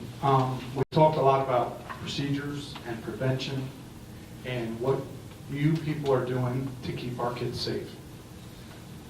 What do we do to keep our kids safe? What do we do at home to keep our kids safe? Because let's face it, it's our responsibility to keep our kids safe. It's our responsibility to teach our kids what to look out for. Because society, it's not a gun issue, it's not this, it's that. You can decide what it is. It's a heart issue. Okay? And at home, that's our first line of defense. You said eating dinner, talking to your kids, finding out what's going on in their lives. Social media, it's a great thing, but it is also the most horrible thing that happened to our society. It has destroyed our children. It has put so much peer pressure on already a tough time in their lives. So what do we do? What do I do? I'm a proud parent of a High Point graduate and also an 11th grader here. Great kids. But I fear every day for what's out there, for what I can protect them from and what I can't. So how do we teach our kids to be more proactive? How do we teach our kids to, I don't know. Yeah, go ahead. Yeah, it's just about, and what the prosecutor was saying earlier, it's about communicating with your kids and building that trust with them so that they'll share information with you. And if you think it's a red flag goes off, in the back of your, you as a parent should report that too. Or, just gaining trust with your kids so they share the information with you, and they may not think something's dangerous or something's a joke, but you may say, hey, listen, this is something that concerns me. And that's something as parents you need to share with the school. Because your son or daughter may be embarrassed to come in, or may not think they're going to get in trouble, or, so as a parent, I think we also have an obligation too, if our children say something to us that we feel is maybe a dangerous situation or something that could potentially be a dangerous situation, that we need to report it to the school. Because again, like we talked about before, is how many things go unreported after the shootings. Everybody says, geez, I knew about this, or so-and-so knew about this, but nobody said anything. But that's a great question, and that's a good reminder for all of us to share and talk to our kids and gain that trust from them so that they'll share that information with us. So thank you for bringing that forward. And we've said it, know your kids' friends, and know your kids' friends' parents. Let your children know they can talk to you about other kids that they may perceive that are having issues, so that information can come to you. Dad, I'm worried about, this kid on the bus, and then you can share that. You may not have to, but it's the conversations that we all have to have. Sleepovers, and whether you like them or not, I have no problem with them because I have them at my house. And the beauty is, everybody who comes to sleep over at my house knows my job, knows what I've done, and there's no pressure on them. There's no rule breaking. It's, it's potato chips, soda, and water. Boom, pizza. There's no worry about any alcohol because they know the rules are the rules. They're not allowed to. I don't care even if there's kids. I have older cousins that come over that are friends of them that are of drinking age. It doesn't matter. They know there's no alcohol allowed then. And that's easy. So they have to know the rules. Kids actually like rules. Makes their lives much easier. They like to try to skate the line. There's no question. But if they have a line, they know where that line is. And it makes their, listen, now, my kid can say it all the time. Forget, I can't do anything. No, well, we need 3 kids to go in your car. No, I can't do it because Dad's the prosecutor and I'm going to get in trouble. It's gonna go. So, piece of cake. But if your kids know the rules, it makes their lives easier and they follow. But again, it's communication. And I think social media, as you said, it's bad for all kinds of things. One thing I did learn, and with social media, and using text messages. There are certain communications that I learned, and as open as my kids are with me, they wouldn't discuss with me face to face. But every now and then at night, we'll text each other. And this is what's going on, yeah, and they'll tell you more, because it's easier for them to text you. So that's another way of opening up communication with your children. Not in place of, but just sometimes, hey, listen, I noticed at dinner tonight you were really quiet, something going on that you didn't want to say in front of Mom. So, like an opening like that. And then we sit there and we text back and forth. Turns out I had a bad practice at basketball, I missed all my shots and I'm depressed. Okay, I get it, but you didn't want to talk about it. But, things like that, but you can get information that way.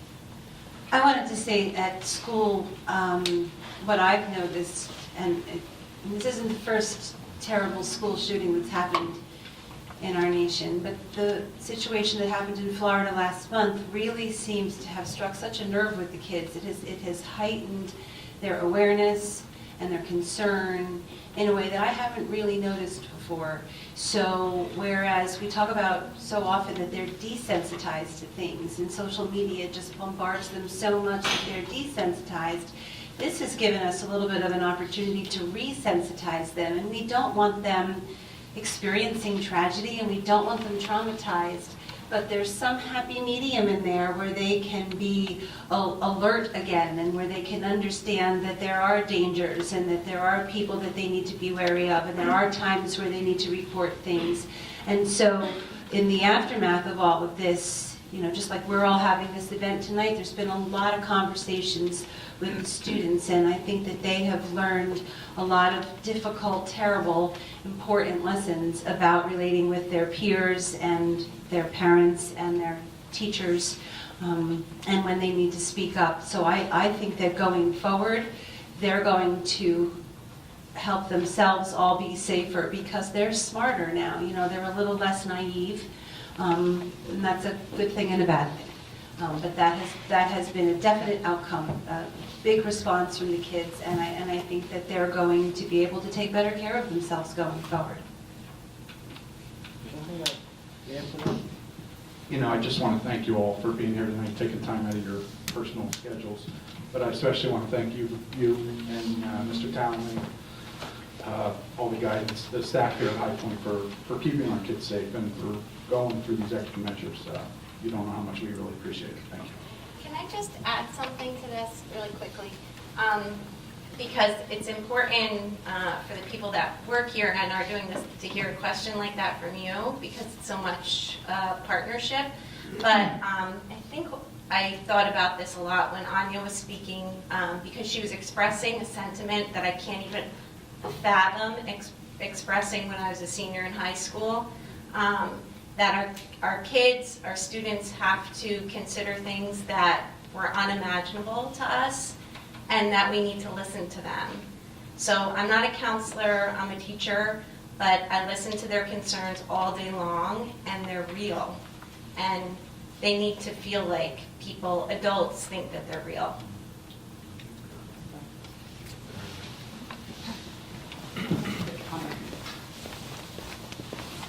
I just wanted to thank you. My daughter is a sophomore, and she has reported something, and it took a lot for her to do that because, she was nervous about it and was afraid of what to say or what to do.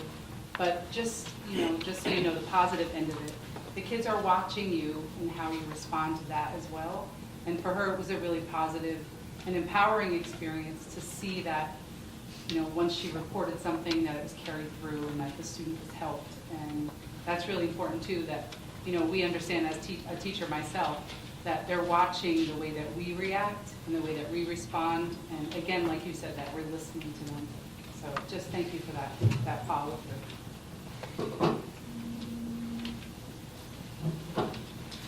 Hey, any last questions? I had a comment. Well, if I need to come up there, it's a long walk. When Newtown happened, I struggled to understand what I could do, because I realized after that legislation wasn't going to happen, that these guys do a job I could never fathom, and as good as a job as they could do. And we've had conversations about this. Jim's job is to run towards a bullet, right? And I said, what can I do as a parent? First thing I did was I bought 3 bulletproof inserts for my kids' backpacks and for mine, because I travel in the city every day, going to Brooklyn, and there's no hiding in the subway. And I don't know technology-wise what else to do. I think we'd be remiss if we didn't look at options like that.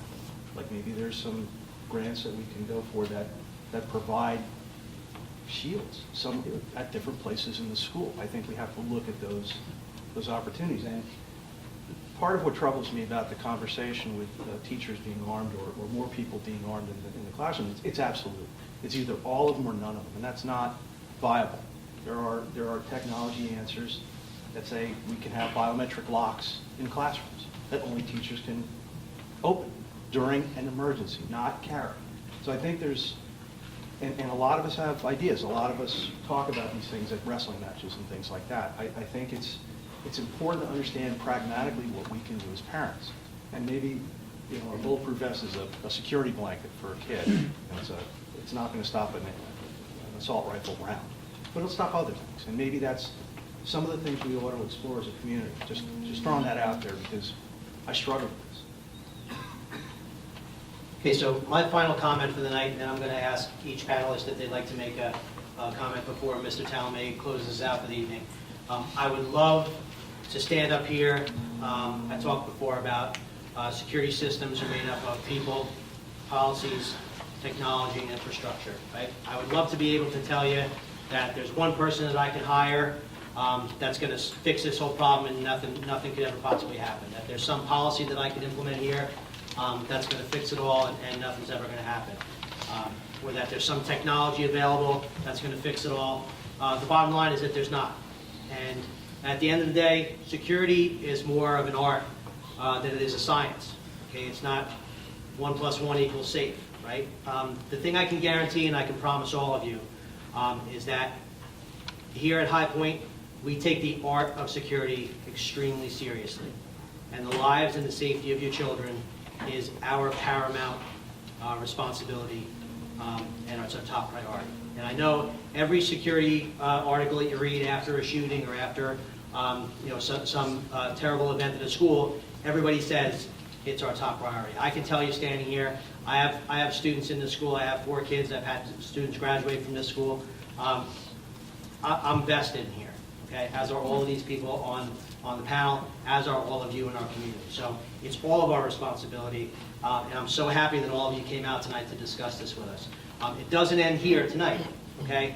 If you have questions moving on, you can email me, call me. All my contact information is on the website. I can give you a business card before you leave if you're interested in having another conversation.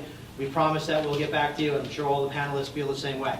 It doesn't end here. The discussion doesn't end here. We have to continue to keep this conversation going, to continue to better our practices, to make our schools safer, so that way we don't ever have to deal with any of these incidents here. Okay. So thank you all for coming. I'm going to ask all the panelists if they have any final words, and then Mr. Talmay will close us out for the night. You want to start? We'll go this way. Yeah, sure. Okay, I just wanted to say one more thing about social media again. As a student, as a kid who understands a lot of it, there is basically an app for anything you want to share socially. Feelings, pictures, words, absolutely anything. And I don't think that as parents, every inch of it needs to be perfectly understood, but along with the trust that you want to have with your kids, I don't know one person in the school that doesn't want to have a good relationship with their parents. And I think everyone must be able to talk to them about things and feel comfortable. And I think it's important that parents understand that that doesn't always mean reading every text message or not having trust in your kids to post what they want. You know, as a student, we are now aware that we need to be careful about what we're seeing. So as long as we're wary of that, I think that you can have trust in us if you're talking as much as you can to your kids. And also, I wanted to mention that I have a lot of friends, you know, who want to be teachers when they grow up. And due to recent events, they've been thinking about what that means. You know, my friends are going away to college soon, and they're scared, some of them that are going into education, because now they don't know. But I think that due to recent events, that this will continue to be talked about, and I hope it always is. Yeah, and I think it's really important that we're here tonight, and I'm glad that we all are. And I think that although this is hard to talk about, myself being on the student advisory committee for a while, that's meant that we get to talk to Mr. Talamay and other people on administration about how the students feel about things. And earlier in the year, that meant pep rallies and school dances, and the kids had fun, and what we can do to have more fun next time and things. And recently, it's got more difficult to talk about how the students feel about things because it's been about this. But if we continue to reiterate the importance of conversation regarding everything, I think that this won't be forgotten, and that events like tonight will continue to happen in the future. That's awesome. Thank you all for coming and listening to us, and I hope this just opens the door a little bit. I think this is just the very beginning of a long, long conversation, and I hope to be a part of it. I just wanted to reiterate the fact that the guidance department is here as a resource for students and parents. If you have any concern about your child, you know, teenagers are rough. You don't know if they're being weird or being normal, because that's what a teenager is. So, you know, sometimes you think you're seeing a warning sign, you think you're seeing a change in behavior, but maybe it's not, maybe it's just a mood swing. You know, we are always willing to have a conversation with you, hook you up with resources, have a conversation with your student, check out what's going on. So please don't ever hesitate to call us. Again, my name is Trooper Bonus, and I'm the school resource trooper, and I'm the representative from State Police Sussex Station. I just want to reiterate to you what an honor and a privilege it is to be able to work with all of your children every day. And you guys have done an outstanding job of raising your children. And just to make sure that you guys are comfortable with the fact and understand that from troopers from Sussex, we're ready and we prepare and we train so that anything like this does happen, we're ready to respond. And we're going to take that head on always. And from Sussex Station, our command staff is fully on board and giving us everything we need to make sure that we're ready to respond and we're prepared. So feel rest assured that we're comfortable here. We're present. We're here before school, after school, at different times during the day. We have relationships that we continue to build with the staff and with the students. And if there's any concerns that any of you ever have, please feel free to reach out to me or anybody, any troopers from Sussex Station. So thank you again for coming out. I just wanted to say, I actually wanted to thank Josh. I think the camera system that we have currently at the Sussex Station is in part a lot to him. So thank you for getting us set up as far as that. So you have done a lot in that sense. So thank you. And also just, I don't know if it's been mentioned before, but response, the prosecutor Koch kind of mentioned it real quick as far as the response from parents during an incident. Please know that, you know, we're going to have, you know, law enforcement from about every local agency, every, you know, state police, sheriff's department, prosecutor's office, we're going to be coming out of the woodwork. And unfortunately, what we have been seeing is the response from the community, and as far as coming to the school or coming to the site of the active shooter, and now that slows us down. So please, I know it's going to be difficult, and I'm sure police officers are actually going to be one of the worst ones as far as, going up and tinning us and saying, I'm a police officer, my son or daughter's in there, and trying to get to the school. But please know that slows us down. So if you're in the area, just try to keep updated as far as, the school will contact you and will tell you where to go in order to get your child. So just please know that, what we saw at Sandy Hook, there was one way in, one way out. And a lot of those parents, they showed up, they pulled into that one-way street, and they pulled their keys out, and they left the car, and they ran up to the school. And now their car became a blockade for the ambulances and fire and everything else. So please know that as hard as it's going to be, try not to come very close to the school when you do respond. We want you going to another school. We'll tell you where to go from, to make that parent reunification. And also, as parents ask those questions, the one parent asked, as far as have that conversation with your child to know, do they know what the plans are? Do they know when they're in the cafeteria what to do? Just kind of go over with them with that as well. Not only, talk with their friends and stuff like that, but just talk about what are the plans and do they know what to do? And if they don't, have them come up to a guidance counselor, here at the school. Have them come up to somebody and ask that question. We want them to know what to do and follow the guidance of the teachers that are in that area, but we want that gives them a little bit more confidence and a little bit more control of being in an area that they don't know about, or when they're, beginning of the school year, when their bell schedule changes and they're on the opposite side of school and they've never been over there before or whatever. So that's something else that you can do as well. Just go over what the plans are, and if you have a question about it, just ask the school.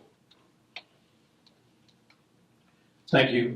Just know that we're here and we can handle anything that comes up in this county. All of us have the weapons, the assault rifles that we need to engage somebody that may do something at one of the schools. Know that we're training. It's on our mind. We meet monthly. We talk about these kind of incidents that happen all over the country, and we learn from that. But know that all your law enforcement agencies in Sussex County are prepared. Whether you're the state police, the sheriff, or municipal police departments, we're trained, we know how to respond to an active shooter, and we have the weapons to engage that threat. So just know that we can handle it, and we'll get the job done, and that we're always looking out in the best interest of your children, the teachers, and the best practices to make our community safe and our children safe at school. So know as a law enforcement, we are always training, and we're looking to improve whatever we can do. Thank you. Sure. So there's been a couple times over the span of my career where I've actually had to call for some help. And it is pretty amazing when they pile out of the sheriff's office and there's helicopters coming over from the state police. They really do, when you call the cavalry, they do come running. It's pretty impressive. So there's no question in my mind that there will be plenty of resources brought to bear in a situation, and it will come very rapidly. There's a lot of troopers, I think, who live in Sussex County, even though they're not assigned here. So there's really a ton of people. But one of the reasons I think Kevin asked me to be part of this panel is that I, not only a parent of two graduates and a current, my son is a student here. My daughter. But I'm also a school board member, and I'm also a police chief. So I've got this kind of interesting combination. And really, a lot of what we're talking about tonight is balance, because I'm sure while this is the focus, security is the focus tonight, another night it could be, low park scores or something, right? Right. So there's a lot of priorities, and And I think it's difficult sometimes to manage those priorities and keep a balance of things. And I think even our student, Anya, was kind of commenting a little bit about balance, because I don't think she wants her parents to read every Snapchat, right? You know, so we can't have Fort Knox here, because then it's not a place where you really want to have your kids either. So it's really this balance, and I think the way that Kevin Craig described it as an art form, I think was really helped to describe it the best. So I just want to leave you with that. I'll be short. I just want to emphasize, we are prepared, but we are not done. We were always learning. We're always working together. As we said, we meet monthly. We have an upcoming meeting with the police chiefs and the superintendents in the schools with regards to security. Again, we're coming together. Myself, I'll always make myself available to come to things like this, as long as I don't have something else or my daughter doesn't have something. I'm truly vested. Going back to 2015, when Trooper Bambera and Adam Drew kind of approached us and said, hey, listen, we'd like to think about doing a best practices for an entire county. And really, my first thought was, my God, we don't have it. Not, should we do it? I had a true vested interest in it. I have children that went to school in this county. My wife's a school teacher. My daughter's a school teacher in another state, but a school teacher. I hope that all of our training, all of our preparedness, is some of the greatest money I ever wasted in my life, that it's never used. But we have to be prepared for it. And I can guarantee you, as long as we are here and we are involved, this will be a priority one for all of us, and is to keep all the children safe in Sussex County. Thank you all for coming.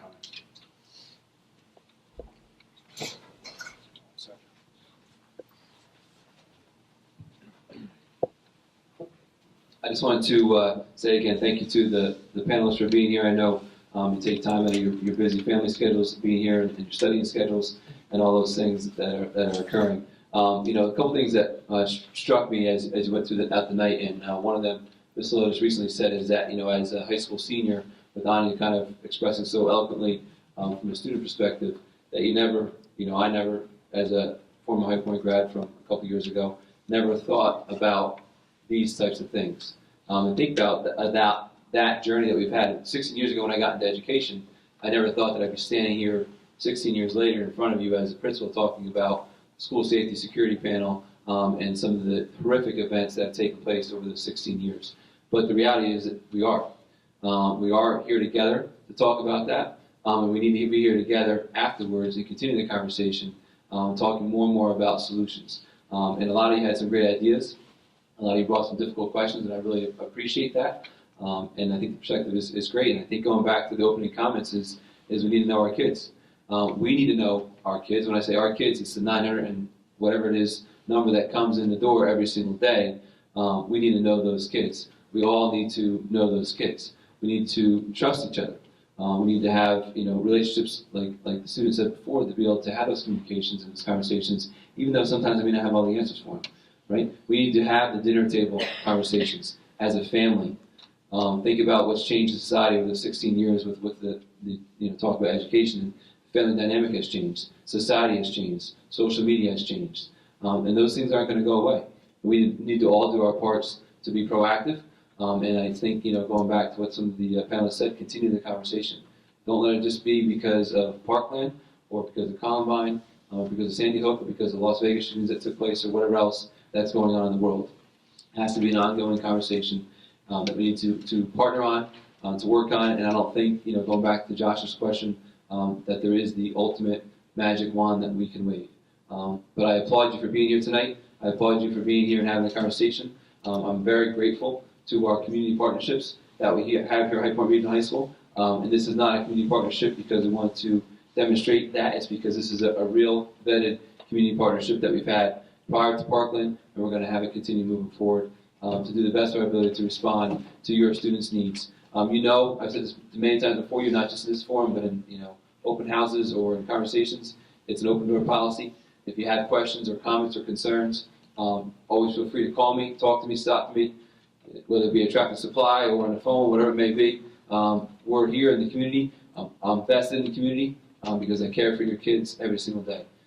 And although 16 years ago, I really didn't think about standing in front of you and talking about school safety and security and being part of this panel, I can tell you that every single day when I come to the building, I think about your kids that are my kids, and I care for them greatly. So we'll do the best that we can, but it is a partnership, and let's continue the dialogue moving forward to make a difference in our kids' lives. Thank you for being here tonight, and I'd like to thank Mr. Craig for coordinating this event. Without him, this would not be possible, so I'd like to give him a big round of applause for that.